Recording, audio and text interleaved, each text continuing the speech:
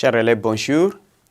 Je m'appelle Ndjekos Kajime Patrice, professeur de français du secondaire. Bienvenue à la suite de notre cours sur le thème 1, la conscience nationale, avec l'œuvre illustrative L'étudiant de Soweto de Mandue Naindouba, destinée aux élèves des classes de terminale. Cette séquence sera donc portée sur l'analyse, sur la structure et l'analyse de l'œuvre. Et donc nous allons voir l'étudiant de Soweto est une pièce qui est composée de 5 tableaux comprenant 16 scènes. Et donc chaque tableau est ponctué par la voix du silence, qui est une sorte de poème de didascalie qui exprime les malheurs et les espoirs de Soweto. Et donc au niveau du tableau 1, le tableau 1 ici évoque la rencontre de Mouloubé avec le directeur de l'enseignement des aborigènes. Vous savez, ce tableau qui est constitué de 5 scènes évoque la convocation de Mouloubé, président de l'Union des élèves et étudiants de Soweto, par le directeur de l'enseignement des aborigènes. Cette convocation se justifie donc par les rumeurs de grève, de contestation à propos de la décision gouvernementale concernant la réforme du système d'enseignement dans les écoles noires, comme nous venons d'évoquer. Et vous savez, au bord de la route, déjà, Mouloubé, quand il est convoqué, il a déjà fait face à beaucoup de difficultés. Au bord de la route menant donc à Johannesburg, il est donc confronté aux difficultés quotidiennes de transport, ce qui est dû donc au système de l'apartheid, parce que les moyens de transport sont étiquetés white only, c'est-à-dire blanc exclusivement, ou black only, c'est-à-dire blanc seulement. Et donc, les taxis qui portent la marque black only ne sont pas nombreux. Et donc, il a attendu longtemps. Et vous savez, il va arriver en retard à la direction de l'enseignement des aborigènes. Mais ce retard va donc lui valoir des injures de la part donc, du directeur de l'enseignement des aborigènes. Et donc, une fois dans le bureau du directeur, le directeur va donc lui notifier les motifs de la réforme. Et Mouloubé va essayer de répondre. Il va dire, nous, élèves et étudiants noirs, n'avons pas sollicité un nouveau programme.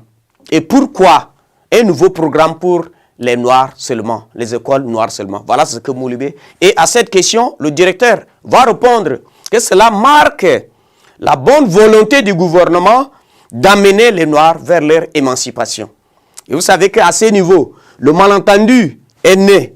Le malentendu qui consiste donc ici dans la lecture que font les deux communautés du terme émancipation. Vous voyez ça? Étudier dans sa langue, vous voyez bien. Étudier dans sa langue qui est une émancipation. Vous voyez, c'est ça le problème. Et donc Mouloubé explique l'émancipation voulue par les Blancs comme la recherche de l'obscurantisme, de la balkanisation et de l'enfermement des Noirs dans des tâches subalternes ou ouvrières qui les excluent des autres fonctions économiques et politiques.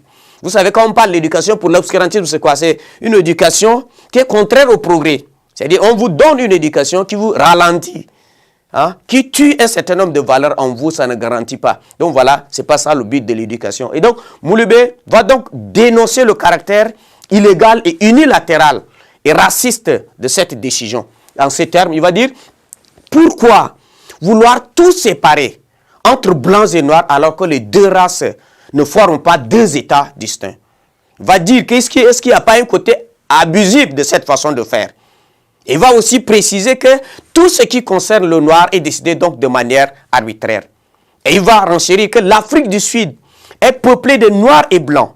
Si le gouvernement décide qu'on dispense l'enseignement en langue africaine, cela devrait être commun aux deux communautés. Voilà, vous voyez, l'aspect de nation qui est là, vous devez très bien comprendre. Parce que quand on forme une nation, on peut avoir accès à tous.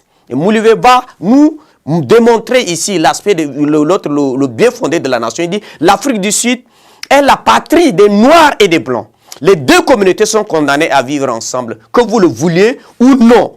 Et rien ne peut se décider qui ne soit conforme aux intérêts bien compris des deux communautés. Voilà l'expression du désir de vivre ensemble. Vous pouvez constater qu'à l'intérieur de nos États, on développe la discrimination pour exclure tel ou tel peuple. Donc voilà, vous voyez, c'est ce que Mouloubé a fait relever ici dans ce thème. Et donc, chers élèves, chers Tchadiens, malgré nos diversités, nos considérations diverses, nos colorations politiques et ethniques, l'unité nationale est à préserver. Voilà, c'est ça, devine notre pays. Si nous aimons notre pays, l'effort doit être fourni à ce niveau pour rendre possible l'unité et le vivre ensemble.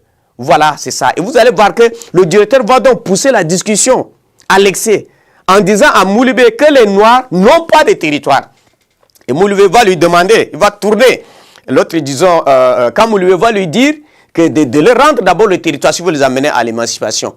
Et donc, Mouloubé va lui tourner la balle pour dire, et vous, est-ce que vous avez 1 cm² de terre sur ce continent? Voilà, vous voyez. Et confus, le directeur donc ordonne à Mouloubé de quitter son bureau. Mais avant de quitter, Mouloubé a laissé entendre à son interlocuteur: une éducation pour l'obscurantisme et pour l'infériorité est pire que pas d'éducation du tout.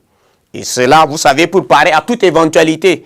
Puisque Mouloubé a fait face, il a parlé de manière franche, le directeur a donc alerté, disons, l'inspecteur de police. Et vous allez voir à ce niveau que la voix du silence va aussi conclure sur une note donc de désespoir, puisque l'éducation, l'avenir est mise en jeu. Chers élèves, merci pour votre attention.